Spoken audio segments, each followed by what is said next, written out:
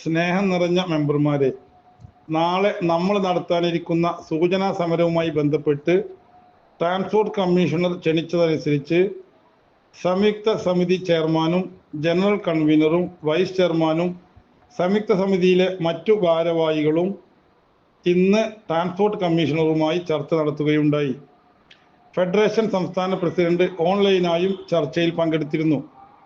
നമ്മുടെ ഡിമാൻഡുകൾ അംഗീകരിക്കണമെങ്കിൽ രാഷ്ട്രീയ തീരുമാനം കൂടിയേ കഴിയൂ എന്നും ആയതിന് മുഖ്യമന്ത്രിയോ ഗതാഗത മന്ത്രിയോ പങ്കെടുത്ത് ചർച്ച നടത്തിയാൽ മാത്രമേ തീരുമാനമുണ്ടാവൂ എന്നും അറിയാമെങ്കിലും ഗതാഗത വകുപ്പിലെ ഏറ്റവും ഉയർന്ന തസ്തികയിലുള്ള ട്രാൻസ്പോർട്ട് കമ്മീഷണർ ചർച്ചയ്ക്ക് വിളിച്ചാൽ പോവാതിരിക്കുക എന്നത് ധിക്കാരമായി വ്യാഖ്യാനിക്കാൻ സാധ്യതയുണ്ട് എന്ന് മനസ്സിലാക്കിയാണ് ചർച്ചയിൽ സംയുക്ത സമിതി ഭാരവാഹികൾ പങ്കെടുത്തത്.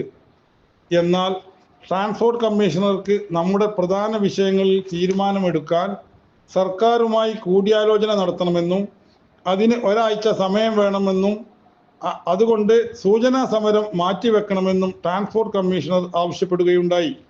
എന്നാൽ ഡിമാൻഡുകൾ അംഗീകരിച്ചുകൊണ്ടുള്ള ഉറപ്പ് ലഭിക്കാതെ സൂചനാ സമരം മാറ്റിവെക്കാൻ കഴിയില്ല എന്നും അനിശ്ചിതകാല സമരത്തിന് മുമ്പായി സർക്കാർ വിളിക്കുകയാണെങ്കിൽ ഏത് സമയത്തും സംയുക്ത സമിതി ചർച്ചയ്ക്ക് തയ്യാറാണെന്നും ട്രാൻസ്പോർട്ട് കമ്മീഷണറെ അറിയിച്ച് ചർച്ച അവസാനിപ്പിക്കുകയാണ് ഉണ്ടായത് എന്ന് എല്ലാ മെമ്പർമാരെയും അറിയിച്ചു കൊള്ളുന്നു.